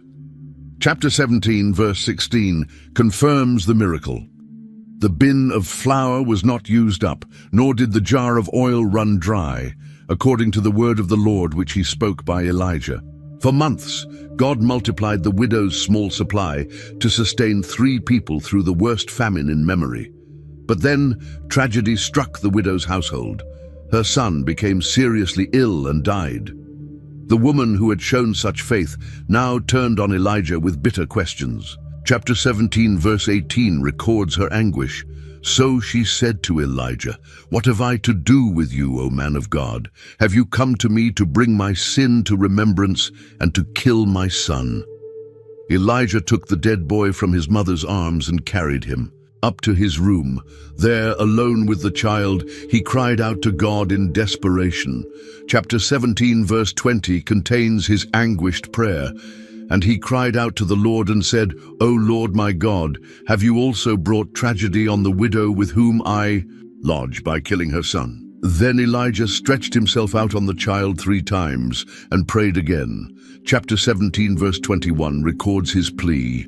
And he stretched himself out on the child 3 times and cried out to the Lord and said, O Lord my God, I pray, let this child's soul come back to him. God heard his prophet's prayer and performed an incredible miracle. Chapter 17 verse 22 tells us, Then the Lord heard the voice of Elijah, and the soul of the child came back to him, and he revived. This was the first recorded resurrection in the Bible. God brought a dead child back to life through his prophet's prayer. When Elijah brought the living boy back to his mother, her response showed that the miracle had accomplished more than just saving her son's life. Chapter 17 verse 24 records her declaration, Now by this I know that you are a man of God, and that the word of the Lord in your mouth is the truth. Her faith was now unshakable. After 3.5 years of drought, God was ready to demonstrate his power publicly. Chapter 18 verse 1 records the divine command, And it came to pass after many days that the word of the Lord came to Elijah in the 3rd year, saying, Go, present yourself to Ahab, and I will send rain on the earth. The time had come for a final confrontation with Baal worship. The famine had become so severe that even King Ahab was personally searching for grass to keep his horses and mules alive. He and his palace administrator Obadiah split up to cover more ground in their desperate hunt for fodder. Chapter 18 verse 5 describes their mission. And Ahab had said to Obadiah, Go into the land to all the springs of water and to all the brooks. Perhaps we may find grass to keep the horses and mules alive, so that we will not have to kill any livestock. While searching, Obadiah unexpectedly encountered Elijah on the road. The palace official immediately recognized the prophet and fell on his face in respect. But when Elijah told him to announce his presence to Ahab, Obadiah was terrified. Chapter 18 verse 9 reveals his fear. So he said, How have I sinned, that you are delivering your servant into the hand of Ahab to kill me? Obadiah explained that Ahab had searched every nation and kingdom for Elijah, making rulers swear they hadn't seen him. If Obadiah told the king that Elijah was here, and then the prophet disappeared again, Ahab would kill the messenger. But Elijah assured him that he would definitely appear before Ahab that day. When Ahab finally saw Elijah, he immediately blamed him for Israel's troubles. Chapter 18 verse 17 records the king's accusation. Then it happened, when Ahab saw Elijah, that Ahab said to him, Is that you, O troubler of Israel? Aye, but Elijah turned the accusation back on the king, identifying the real source of the problem. Chapter 18 verse 18 contains Elijah's bold response. And he answered, I have not troubled Israel, but you and your father's house have, in that you have forsaken the commandments of the Lord and have followed the Baals. The drought wasn't Elijah's fault, it was God's judgment on Israel's idolatry. Elijah then proposed a test that would settle the question once and for all. He told Ahab to gather all Israel to Mount Carmel, along with 450 prophets of Baal and 400 prophets of Asherah, who ate at Jezebel's table. Chapter 18 verse 19 records his challenge. Now therefore send and gather all Israel to me on Mount Carmel, the 450 prophets of Baal, and the 400 prophets of Asherah, who eat at Jezebel's table. When the people assembled on Mount Carmel, Elijah addressed them with a penetrating question. Chapter 18 verse 21 records his challenge. And Elijah came to all the people and said, How long will you falter between two opinions? If the Lord is God, follow him, but if Baal, follow him. But the people answered him not a word. Israel had been trying to worship both God and Baal, but Elijah demanded they choose. Elijah proposed a simple test. 2 bulls would be prepared for sacrifice, one for Baal's prophets and one for him. Each side would call on their God to send fire to consume the offering. Chapter 18, verse 24 explains the rules. Then you call on the name of your gods, and I will call on the name of the Lord, and the God who answers by fire, he is God. The people agreed this was a fair test. The prophets of Baal went first, preparing their bull and placing it on their altar. From morning until noon, they called on Baal to answer with fire, but nothing happened. Chapter 18, verse 26 describes their futile efforts.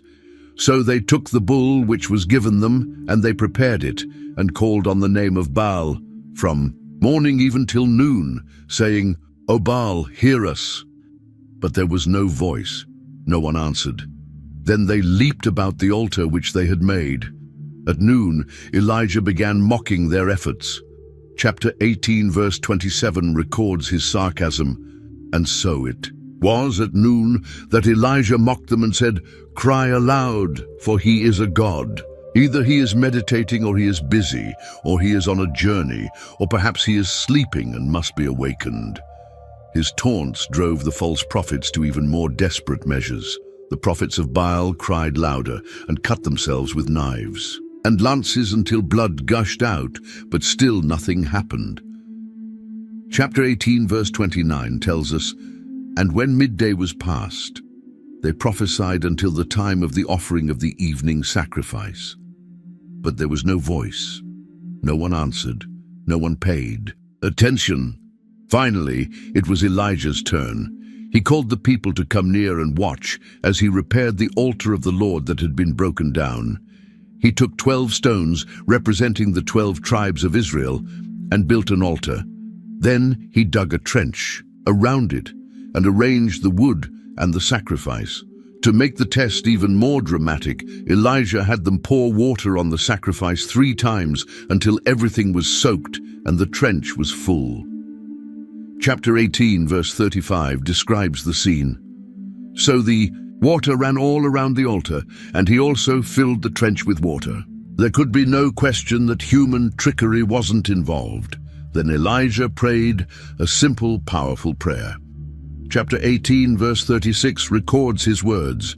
And it came to pass, at the time of the offering of the evening sacrifice, that Elijah the prophet came near and said, Lord God of Abraham, Isaac, and Israel, let it be known this day that you are God in Israel, and I am your servant, and that I have done all these things at your word. God's response was immediate and overwhelming. Chapter 18, verse 38 describes the miracle. Then the fire of the Lord fell and consumed the burnt sacrifice, and the wood, and the stones, and the dust, and it licked up the water that was in the trench. The fire didn't just burn the sacrifice. It consumed everything, even the stones and the water. When the people saw this demonstration of divine power, they fell on their faces and declared their allegiance. Chapter 18, verse 39 records their response. Now when all the people saw it, they fell on their faces, and they said, The Lord, He is God. The Lord, He is God. The contest was over, and Israel had their answer. Elijah immediately ordered the execution of Baal's prophets, and the people seized them. Chapter 18, verse 40 tells us, And Elijah said to them, Seize the prophets of Baal, do not let one of them escape. So they seized them, and Elijah brought them down to the brook Kishon, and executed them there. The false prophets who had led Israel astray paid with their lives. After the spectacular victory on Mount Carmel, Elijah told Ahab to hurry home because rain was coming. The prophet climbed to the top of Carmel and prayed while his servant watched the sky. 7 times the servant reported seeing nothing, but on the 7th time he saw a small cloud. Chapter 18, verse 44 records his observation. Then it came to pass the 7th time that he said, There is a cloud, as small as a man's hand, rising out of the sea. That tiny cloud brought a tremendous storm. Chapter 18, verse 45 describes what happened. Now it happened in the meantime that the sky became black with clouds and wind, and there was a heavy rain. The 3.5-year drought was finally over, exactly as Elijah had predicted. In an incredible display of supernatural strength, Elijah ran ahead of Ahab's chariot all the way to Jezreel. Chapter 18, verse 46 tells us, "Then the hand of the Lord came upon Elijah, and he girded up his loins and ran ahead of Ahab to the entrance of Jezreel." God had given his prophet the energy to outrun horses over a distance of about 20 miles. But when Ahab told Jezebel everything that had happened, including the execution of her prophets, the queen's reaction was swift and deadly. Chapter 19, verse 2 records her threatening message to Elijah. Then Jezebel sent a messenger to Elijah, saying, "So let the gods do to me, and more also, if I do not make your life as the life of one of them by tomorrow about this time." The threat that should have seemed ridiculous after God's demonstration of power on Mount Carmel instead terrified Elijah completely. The prophet who had just called down fire from heaven and ended a 3-year drought was suddenly afraid of one angry woman. Chapter 19, verse 3 describes his reaction.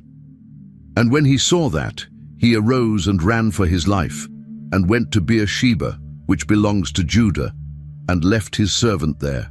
Elijah fled alone into the wilderness beyond Beersheba, completely overwhelmed by fear and depression. After walking a day's journey into the desert, he sat down under a broom tree and asked to die. Chapter 19, verse 4 records his desperate prayer.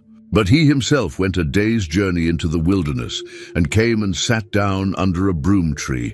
And he prayed that he might die, and said, 'It is enough. Now, Lord, take my life, for I am no better than my fathers.'" The great prophet was experiencing complete burnout and emotional collapse. He had given everything he had in the confrontation with Baal worship, and now he felt totally alone and defeated. Instead of celebrating victory, Elijah wanted to die in the wilderness. God's response to his discouraged servant was gentle and practical. An angel appeared and provided food and water, then let Elijah sleep.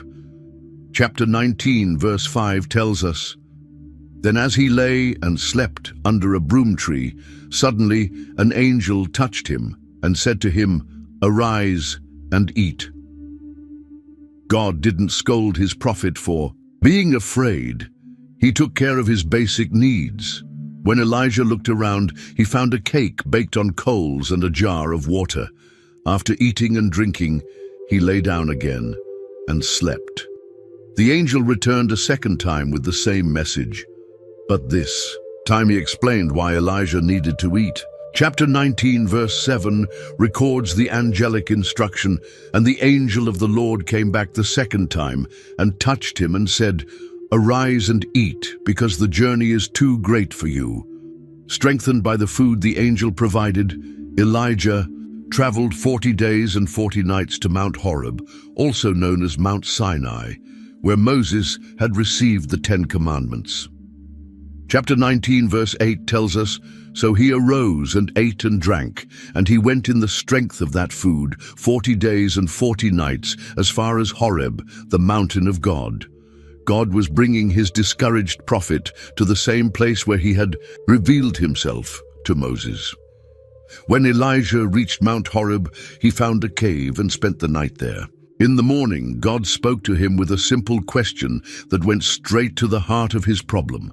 Chapter 19, verse 9 records the divine inquiry.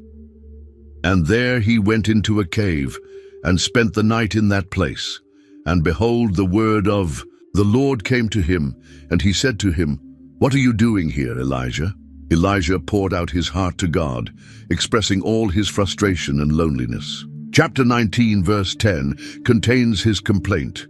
"So he said, 'I have been very zealous for the Lord God of hosts, for the children of Israel have forsaken your covenant, torn down your altars, and killed your prophets with the sword. I alone am left, and they seek to take my life.'" The prophet felt completely isolated and believed he was the only faithful person left in Israel. God's response was to demonstrate his presence in a powerful way. He told Elijah to stand on the mountain because he was about to pass by. What happened next was an incredible display of natural forces. Chapter 19, verse 11 describes the scene. Then he said, "Go out and stand on the mountain before the Lord." And behold, the Lord passed by, and a great and strong wind tore into the mountains and broke the rocks in pieces before the Lord. But the Lord was not in the wind. After the wind came an earthquake that shook the entire mountain, but God wasn't in the earthquake either. Then came fire, but once again, God wasn't in the dramatic display. Chapter 19, verse 12 tells us what happened next. And after the earthquake, a fire, but the Lord was not in the fire, and after the fire a still small voice. When Elijah heard that gentle whisper, he immediately wrapped his face in his mantle and stood at the entrance of the cave. He understood that God was speaking to him not through dramatic displays of power, but through a quiet, gentle voice that required careful listening. God asked him the same question again, and Elijah gave the same answer about being the only faithful person left. But this time, God gave him specific assignments that would address his sense of isolation and purposelessness. Chapter 19, verse 15 records the first commission. Then the Lord said to him, "Go, return on your way to the wilderness of Damascus, and when you arrive, anoint Hazael as king over Syria." The second assignment was to anoint Jehu as king over Israel, and the third was to anoint Elisha as his own successor as prophet. Chapter 19, verse 16 contains these instructions. "Also you shall anoint Jehu, the son of Nimshi, as king over Israel, and Elisha, the son of Shaphat of Abel Meholah, you shall anoint as prophet in your place." God also corrected Elijah's mistaken belief that he was alone in his faithfulness. Chapter 19, verse 18 reveals the encouraging truth, "Yet I have reserved 7,000 in Israel, all whose knees have not bowed to Baal, and every mouth that has not kissed him." Elijah wasn't the only faithful person left. There were thousands of others who had remained loyal to God. God explained how these three anointings would work together to accomplish his purposes. Those who escaped Hazael's sword would be killed by Jehu, and those who escaped Jehu would be killed by Elisha. Each would play a role in removing Baal worship from Israel and judging those who had led the nation astray. So Elijah left Mount Horeb with renewed purpose and clear direction. His first task was to find Elisha and call him to be his successor. Chapter 19, verse 19 describes the encounter. "So he departed from there and found Elisha the son of Shaphat, who was plowing with 12 yoke of oxen before him, and he was with the 12th. Then Elijah passed by him and threw his mantle on him. Elisha immediately understood what this meant. He asked permission to say goodbye to his parents, then made a dramatic break with his old life. Chapter 19, verse 21 tells us, "And he returned from him, and took a yoke of oxen and slaughtered them and boiled their flesh, using the oxen's equipment, and gave it to the people, and they ate. Then he arose and followed Elijah and became his servant. Elisha burned his bridges and committed completely to his new calling as a prophet. Sometime later, King Ahab wanted to expand his palace grounds and noticed a vineyard that belonged to a man named Naboth. The vineyard was right next to the royal palace in Jezreel, making it perfect for Ahab's plans. Chapter 21, verse 2 records the king's reasonable offer. So Ahab spoke to Naboth, saying, "Give me your vineyard, that I may have it for a vegetable garden, because it is near, next to my house. And for it I will give you a vineyard better than it, or if it seems good to you, I will give you its worth in money." But Naboth refused to sell, and his reason was deeply rooted in God's law. Chapter 21, verse 3 contains his response. But Naboth said to Ahab, "The Lord forbid that I should give the inheritance of my fathers to you." Under Jewish law, family land was supposed to stay within the family forever. Selling ancestral property was considered a betrayal of one's heritage and a violation of God's commands. Ahab's reaction to this refusal showed his immature and selfish character. Instead of accepting Naboth's legitimate reason, the king went home and sulked like a spoiled child. Chapter 21, verse 4 describes his behavior. So Ahab went into his house, sullen and displeased, because of the word which Naboth the Jezreelite had spoken to him, for he had said, "I will not give you the inheritance of my fathers." And he lay down on his bed and turned away his face, and would eat no food. When Queen Jezebel found her husband pouting and refusing to eat, she was amazed at his weakness. She couldn't understand why the king of Israel would let one citizen tell him no. Chapter 21, verse 7 records her incredulous response. Then Jezebel, his wife, said to him, "You now exercise authority over Israel. Arise, eat food, and let your heart be cheerful. I will give you the vineyard of Naboth the Jezreelite." Jezebel immediately began plotting to get the vineyard through fraud and murder. She wrote letters in Ahab's name, sealed them with his seal, and sent them to the leaders of Naboth's city. Chapter 21, verse 8 tells us, "And she wrote letters in Ahab's name, sealed them with his seal, and sent the letters to the elders and the nobles who were in the city dwelling with Naboth." The letters contained instructions for a wicked scheme. Chapter 21, verse 9 records her orders. She wrote in the letters saying, "Proclaim a fast and seat Naboth with high honor among the people." A fast was usually called when some great sin needed to be addressed, so this would make people think something terrible had happened. Jezebel also arranged for false witnesses to accuse Naboth of crimes worthy of death. Chapter 21, verse 10 contains the rest of her plan, "And seat 2 men, scoundrels, before him to bear witness against him, saying, 'You have blasphemed God and the king. Then take him out and stone him, that he may die.'" The city leaders were too afraid of Jezebel to refuse her orders.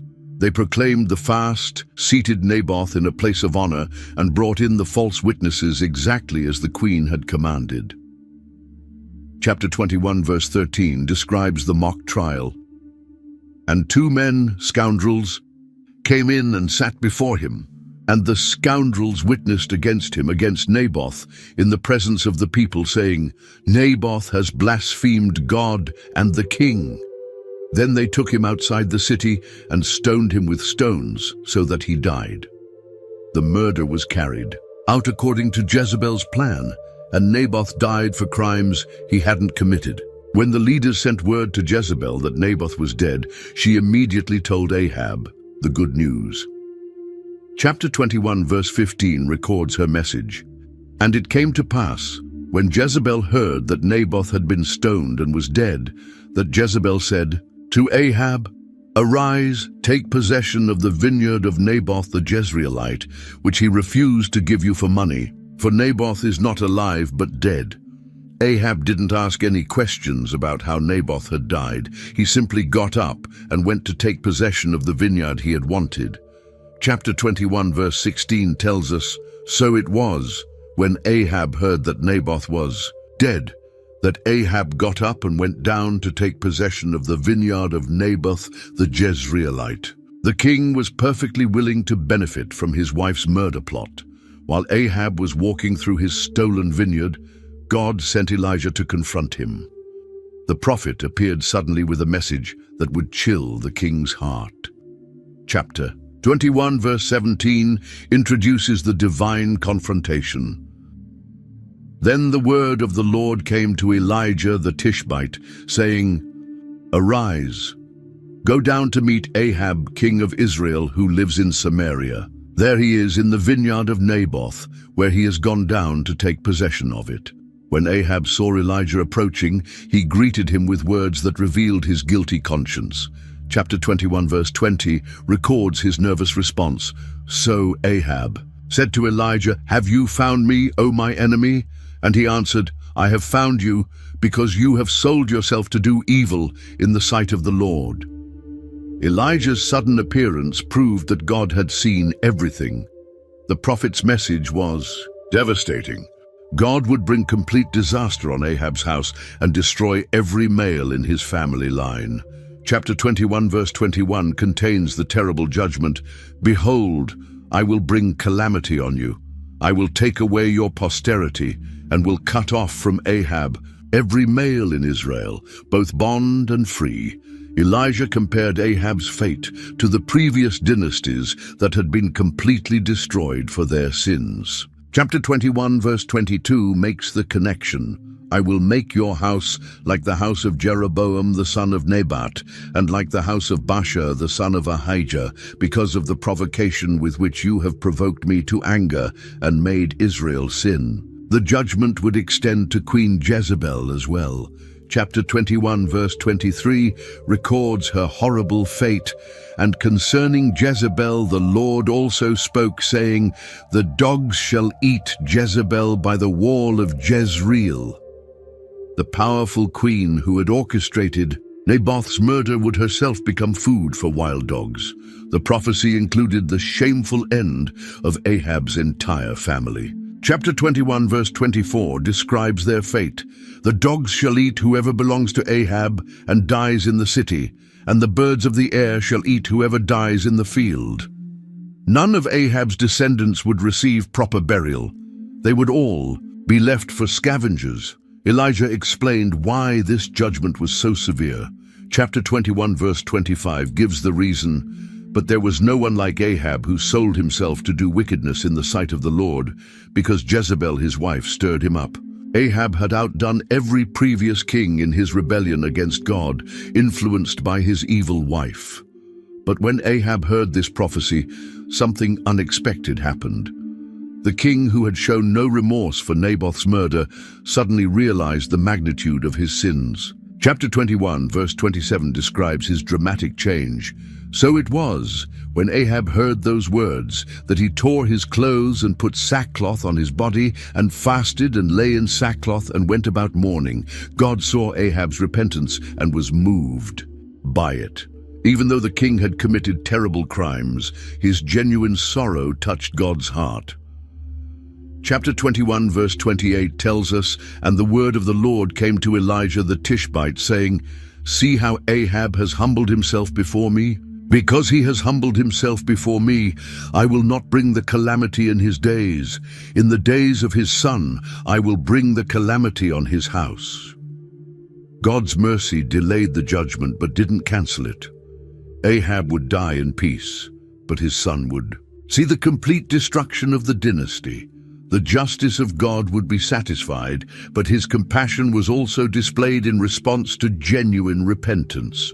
3 years passed peacefully between Syria and Israel, but then Jehoshaphat, king of Judah, came to visit Ahab in Samaria. During this visit, Ahab suggested a joint military campaign to recapture Ramoth-Gilead from the Syrians. Chapter 22, verse 3 records his proposal. "And the king of Israel said to his servants, Do you know that Ramoth in Gilead is ours, but we hesitate to take it out of the hand of the king of Syria?" Ahab asked Jehoshaphat to join him in the campaign, and the godly king of Judah agreed to help. Chapter 22 verse 4 contains his response. "So he said to Jehoshaphat, Will you go with me to fight at Ramoth-Gilead?" Jehoshaphat said to the king of Israel, "I am as you are, my people as your people, my horses as your horses." But Jehoshaphat wanted to consult God before going to war.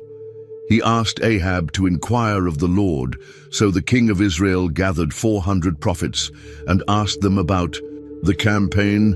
Chapter 22 verse 6 records their unanimous response. "So the king of Israel gathered the prophets together, about 400 men, and said to them, Shall I go against Ramoth-Gilead to fight, or shall I refrain?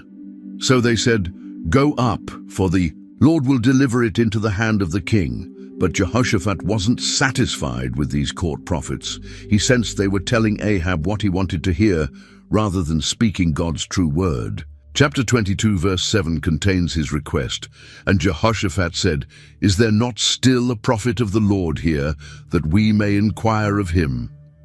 He wanted to hear from a true prophet who would speak honestly.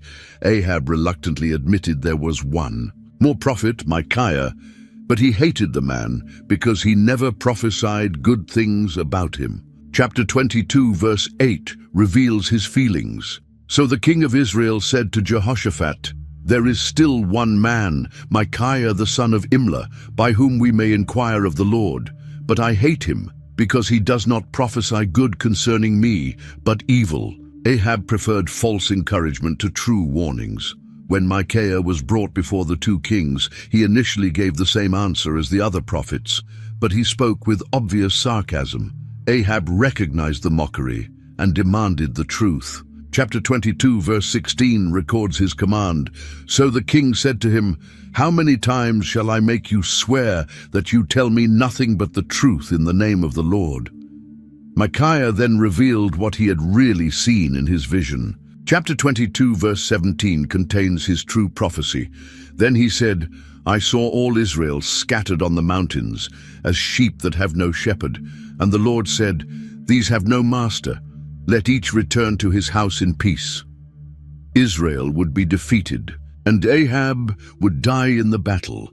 The prophet went on to explain the spiritual reality behind the false prophecies the kings had heard. He described a vision of God's throne room, where the Almighty asked how to entice Ahab to go to his death at Ramoth Gilead. Chapter 22 verse 20 records the heavenly discussion. And the Lord said, "Who will persuade Ahab to go up, that he may fall at Ramoth Gilead?" So one spoke in this manner, and another spoke in that manner. A spirit volunteered to be a lying spirit in the mouths of all Ahab's prophets. Chapter 22 verse 22 describes God's permission. The Lord said to him, "In what way?" So he said, "I will go out and be a lying spirit in the mouth of all his prophets." And the Lord said, "You shall persuade him and also prevail. Go out and do so." The 400 prophets had been deceived by a lying spirit sent by God himself. Despite this clear warning, Ahab decided to go to battle anyway. He disguised himself as an ordinary soldier, while Jehoshaphat wore his royal robes. Chapter 22 verse 30 describes their strategy. And the king of Israel said to Jehoshaphat, "I will disguise myself and go into battle, but you put on your robes." So the king of Israel disguised himself and went into battle. The Syrian king had given his captains specific orders to focus on killing only the king of Israel. When they saw Jehoshaphat in royal robes, they thought he was their target and surrounded him. But when Jehoshaphat cried out, they realized their mistake and turned away. Meanwhile, a Syrian soldier drew his bow and shot randomly into the battle. His arrow found its mark in the most unlikely way. Chapter 22, verse 34 describes the fatal shot. Now a certain man drew a bow at random and struck the king of Israel between the joints of his armor. So he said to the driver of his chariot, "Turn around and take me out of the battle, for I am wounded." Ahab tried to stay in the battle to encourage his troops, but he was bleeding to death. Chapter 22, verse 35 tells us, "The battle increased that day, and the king was propped up in his chariot, facing the Syrians, and died at evening. The blood ran out from the wound onto the floor of the chariot. The random arrow had found one gap in his armor and proved fatal. When Ahab died, his army scattered exactly as Micaiah had predicted. They brought the king's body back to Samaria for burial, and when they washed his chariot at the pool, something remarkable happened. Chapter 22, verse 38, records the fulfillment of prophecy. Then someone washed the chariot at a pool in Samaria, and the dogs licked up his blood while the harlots bathed, according to the word of the Lord which he had spoken. Even the manner of cleaning his chariot fulfilled Elijah's earlier prophecy about dogs licking Ahab's blood.